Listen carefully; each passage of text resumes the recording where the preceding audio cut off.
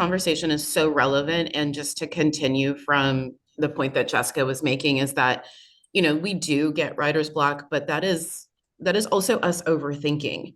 The reality is that we have so much information that if we don't give it away, then we will have that kind of hesitation or feeling like we don't know what to say because we're holding on to this knowledge. I think it was a reel that I heard sometime yesterday, and it's been sitting with me all day, is that the hesitation or procrastination, that's where the gold is. Whatever you are, whatever you are not doing that you know that you should do, that you feel it, you are constantly thinking about it. And I know specifically with two clients that every time I thought about them and I didn't reach out, it was an issue. Like, so it's literally like, call it intuition, call it whatever you want, but like that procrastination is tied to wherever we need to be, wherever the activity needs to go. So if we're holding on to that information, we're robbing our consumers of the gift of like everything that we have.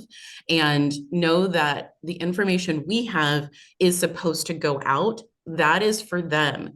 We get the wisdom of knowing, okay, what worked? How do we put that out there? That's where we get to grow in the fact that we're putting out this information. We don't know necessarily what's going to land until we do, but the only way to actually have that improvement or get that confidence is through acting. So you have to put it out there. Giselle Ugarte posted something where it's like, you got to do it cringy, you got to do it crazy, you got to do it and once you are called cringy, crazy, and all of that, that's when you can figure out the gold in your messaging. So you just have to put yourself out there. And that is even with calls. It's not just, social media, it is our calls. And no is when we hear the no, that's our opportunity to grow. We don't grow if someone says yes to us right away because it's easy and we just did whatever. But in no is where we get to come back and have reflection and see, okay, what is it about my tone? What is it about the words that I'm using? What landed for that person? Like that's where we grow.